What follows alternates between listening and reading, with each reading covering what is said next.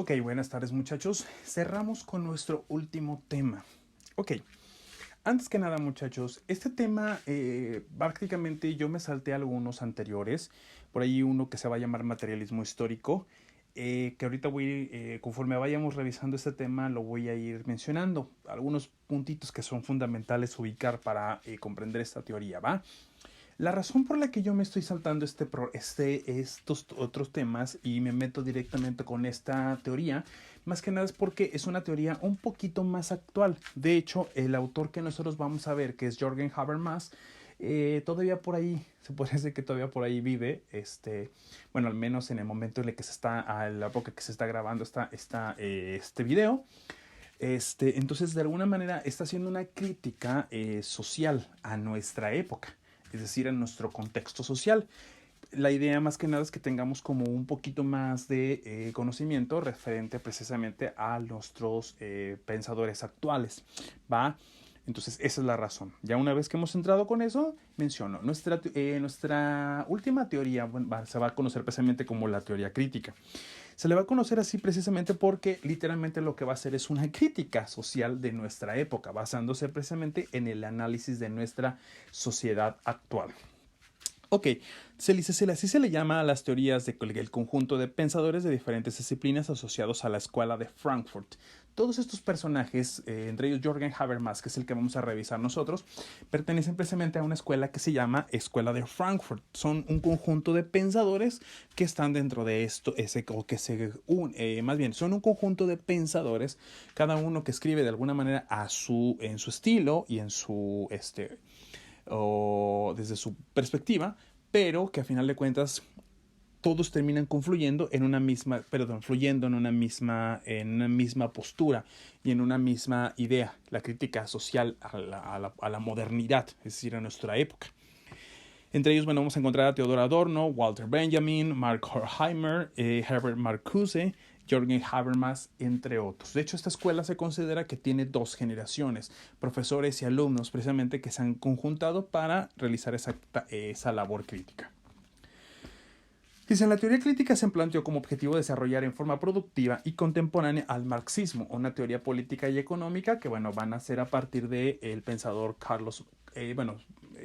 su nombre es como Karl Marx o Carlos Marx en términos más como de nuestro contexto social.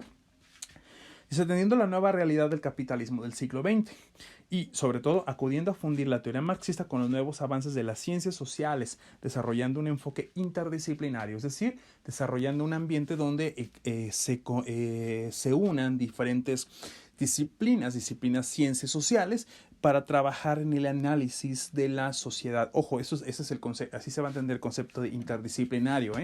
El concepto de interdisciplinariedad no es otra cosa más que varias ciencias trabajando juntas para estudiar un mismo problema. Es como si, por ejemplo, yo tuviera un conjunto de amigos, que de hecho los tuve, ¿no? Donde nos uníamos, por ejemplo, doctores, filósofos, teólogos, ingenieros, psicólogos, educadores. Todos nosotros nos poníamos a estudiar un determinado problema, por ejemplo, la educación, éramos maestros. Eso sería de alguna manera la interdisciplinariedad, lo siento. Estudiar un mismo problema desde distintas áreas y cada una de sus distintas áreas, bueno, aportando precisamente algo a eso. Entonces, cada uno de esos pensadores van a tener ciertas áreas específicas y cada uno de ellos va a aportar algo a esta teoría. Dice esto, ese objetivo se debió al reconocimiento de que la concepción materialista de la historia y la sociedad asignaba un factor secundario a los factores políticos, jurídicos y culturales y por lo tanto a la acción social y a la subjetividad. Ok, este objetivo más que nada nace precisamente porque el materialismo histórico en su momento lo que va a definir es que los movimientos sociales o los cambios de nuestra sociedad se deben más que nada al choque entre las distintas formas de producción. Por ahí, si ya llevaron su materia de estructura socioeconómica de México, bueno, recordarán un poquito esto de los modos de producción o los sistemas económicos, por ejemplo, el sistema del trueque, pasando al sistema feudalista, perdón, el sistema del trueque, luego o también el sistema feudalista, o por ejemplo también el sistema capitalista en la actual. Cada uno de ellos, bueno, al ir chocando las distintas ideas, van produciendo sociedades nuevas, clases nuevas y demás. Pero bueno, esta teoría no tomaba en cuenta precisamente cuestiones políticas, jurídicas y culturales, es decir, la cultura, ni la acción social, ni la subjetividad del ser humano, es decir, el pensamiento propio del ser humano. Dice, el marxismo no dice, también se debió al interés por atender la autonomía de la superestructura, pero también de nuevos espacios y dimensiones de la vida social, que el marxismo no contempló. Este es el caso de la socialización del individuo. Esa parte no la contó, esa parte no la contó la teoría marxista. Los medios de comunicación, el análisis del poder, como autoridad de la psicología de masas, el psicoanálisis de la sociedad moderna, todo ese tipo de cosas que son fundamentales. Dice Jürgen Habermas, el que yo les mencionaba, dice, como teórico de la segunda generación de esta corriente crítica, quien más lejos ha desarrollado el intento de actualizar el marxismo para la comprensión de los microprocesos de la interacción social. Dice, para ello retoma las teorías de la antropología filosófica, el pragmatismo, la hermenéutica y la filosofía del lenguaje, entre otras más. La obra de Habermas constituye un ataque radical a la idea de que el positivismo, la ciencia y la investigación moderna son de alguna manera objetiva. Literalmente lo que van a decir es contradecir literalmente el positivismo. El positivismo como base de la ciencia va a definir precisamente que todo aquello que la ciencia descubre es verdadero y absoluto. Pero lo que va a decir Habermas es que no. Parece ser que no. Y ahorita vamos a ver cuál es el punto fallo en esto. Dice, opina que la ciencia y la tecnología están más bien regidas por valores e intereses que a veces contradicen la búsqueda desinteresada de la verdad. Ojo, el científico debe, ante todo, de buscar siempre la verdad para exponérsela a la sociedad y entonces lograr la mejora de la sociedad. Pero el sistema capitalista utiliza más que nada esta supuesta verdad que te vende la investigación para manipular a los seres humanos. Uno de estos ejemplos, muchachos, lo podríamos encontrar hasta en nuestra época todavía. Muchos autores, por ejemplo, Zizek, Bill Shorhan, otros filósofos, van a llegar a decir, por ejemplo, que el COVID-19, nuestra gran enfermedad que tenemos ahora, en realidad existe quizá, pero que en realidad se está utilizando o es un modo, más bien es una manera que tienen los distintos gobiernos de nuestra sociedad actual para controlar el miedo en los seres humanos. Lograr precisamente que se pongan en contra de manera de que ni siquiera se den cuenta de todos los cambios políticos y económicos que se están desarrollando en cada uno de nuestros países. Por ejemplo, el mismo México, Andrés Manuel López Obrador propone precisamente una nueva iniciativa que ya estaba de alguna manera planteada, lo de la amnistía, donde se van a perdonar precisamente a distintas personas con distintos crímenes menores. Nadie ha puesto interés en esto. En analizar si realmente esto es correcto. Alfaro, aquí mismo en Jalisco, realizó ya o terminó de realizar una reestructuración de todo el sistema público, o todo el sistema del transporte público, aprovechando precisamente que nadie le pone atención a esto y que todo el mundo estamos temerosos más que nada por el COVID-19. Entonces, partiendo precisamente del análisis de Jürgen Habermas, lo que diría precisamente es que esa supuesta verdad que la ciencia nos vende, en realidad en algún momento determinado está manipulada precisamente por situaciones de la actualidad. Aquí lo que estoy queriendo entender, muchachos, es no voy a ponerme en un plan de como de no creamos en el COVID-19, no creamos en esto, no me voy a meter en eso. Creo que una de las mejores perspectivas es estar siempre alerta, cuidarnos y demás, pero siempre estar con los ojos abiertos, es decir, cuidarnos lo más que se pueda, respetar de alguna manera las indicaciones, pero siempre mantener los ojos abiertos, que es lo que diría, a lo mejor hasta nos diría el mismo Jürgen Habermas, ¿no? Estar al pendiente de todo esto. Pero bueno, ok, es solo además de que esto también es solo un análisis que estamos haciendo o una ejemplificación de lo que dicen algunos filósofos, partiendo precisamente de ciertos conceptos que el mismo Jürgen Habermas nos puede decir, ¿no?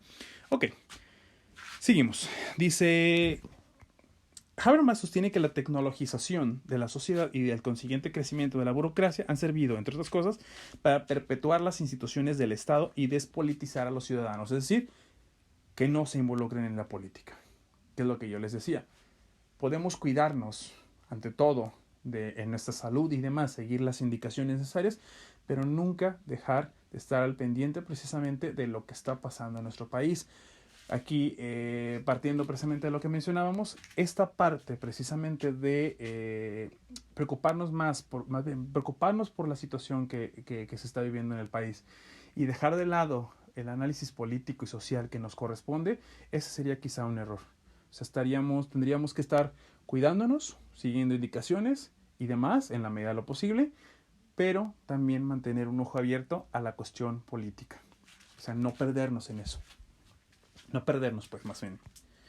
De esta forma, dice, la razón y la ciencia se han convertido en herramientas de dominación más que de emancipación. Literalmente la ilustración había mencionado que la capacidad racional del ser humano le iba a permitir precisamente ser libre, porque iba a pensar por sí mismo. Pero parece ser que la ciencia y la nueva tecnologización del mundo ha permitido que el ser humano en realidad viva más bien dominado por la sociedad, inclusive por la cuestión del consumismo. Dice, Habermas considera que esto no es necesario e imagina un futuro, que no es necesario e imagina un futuro en el que la razón y el conocimiento trabajen en pro de una sociedad mejor. Seguimos, permítanme. El proyecto de Habermas entonces consiste en continuar la crítica a la sociedad moderna o capitalista, pero ya no insistiendo en el aspecto económico-social, sino analizando los fenómenos contemporáneos de la dominación cultural y especialmente de la manipulación de la psicología de los individuos a partir del consumismo y de la industria de la comunicación. Entonces aquí es donde precisamente volveremos a ese punto, ¿no? O sea, estar siempre abiertos, mantener la capacidad crítica que la capacidad racional nos permite tener. Cuidarnos, pero ser críticos ante todo y estar al pendiente de todo lo que pasa en nuestro país. Y no olvidarnos de esa parte.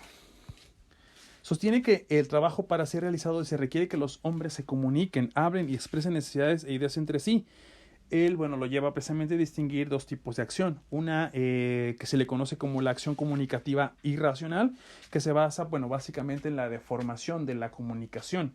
Esto prácticamente a partir de los distintos medios de comunicación que se encargan precisamente de deformar la información dirigida específicamente a los intereses que cada empresa o cada estado determina. ¿Sí? Entonces, ahí entraría esa parte. Dice, esta comunicación se da por una coacción que nace en el proceso de racionalización e industrialización sobre las relaciones e interacciones personales.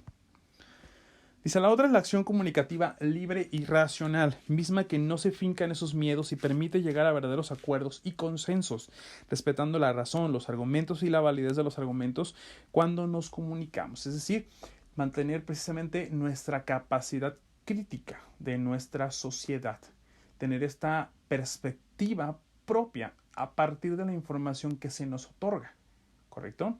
Es decir, es nuevamente mantener esta capacidad racional y la capacidad precisamente de pensar por nosotros mismos y analizar lo que está pasando sin que medios de comunicación que buscan deformar información, afecten nuestra situación.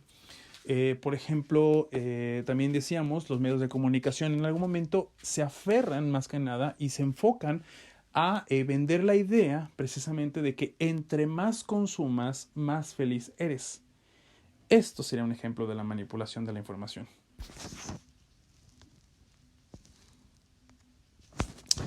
Entonces, dice, una de las críticas que Habermas hace a Karl Marx consiste en que éste reduce la práctica humana solo a una técnica, en el sentido de que Marx le otorga la importancia fundamental al trabajo como eje de la sociedad.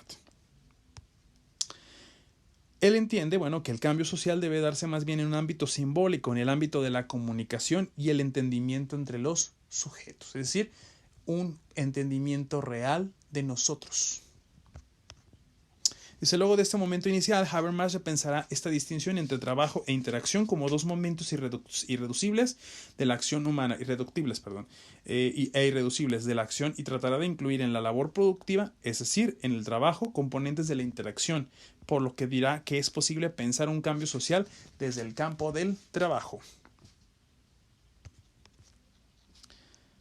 Ahora, aquí es importante tomar en cuenta esto. La teoría crítica se mueve a través de tres métodos de trabajo.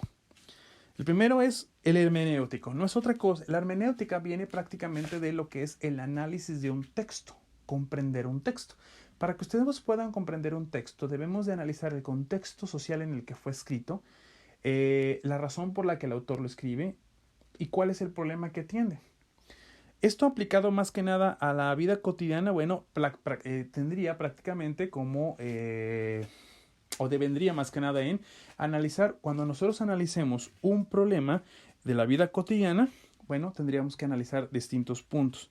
Dice que consiste en la comprensión e interpretación de un texto, considerando como texto cualquier situación humana que posea un contenido simbólico, como es el lenguaje didáctico, la cultura de una institución, las relaciones interpersonales en el contexto escolar, entre otros. Se trata de llegar al sentido, el cual se construye a partir de la primera proyección de los significados, es decir, la interpretación del evento particular y comprenderlo. Otro es el método empírico, el cual considera los hechos como portadores de experiencias cargadas de subjetividad, haciendo referencia al carácter simbólico que poseen, es decir, observar, mantener los ojos abiertos para tratar de comprender el hecho e interpretarlo. Una disculpa. El tercer método lo constituye el crítico ideológico, el cual parte de la autorreflexión, el cual es un proceso intersubjetivo cuya finalidad es la superación de los mecanismos de enmascaramiento que uno de los sujetos tiene respecto a su realidad. Es decir, criticar o analizar nuestras propias ideas para tratar de comprender precisamente cuál es la realidad de esas ideas, de dónde nos provienen, de dónde las aprendimos y si realmente esas ideas que tenemos son reales o corresponden con la realidad que está afuera, para tratar precisamente de analizar el hecho social. Espero que se haya quedado claro en esa parte. Si no, igual estoy abierto precisamente a las preguntas. Con esto, muchachos, con esto estaríamos prácticamente terminando con nuestro tema de esta semana. Cualquier comentario, cualquier sugerencia, pues la pueden hacer llegar al WhatsApp, ¿correcto? Bueno, que tengan muy buena tarde.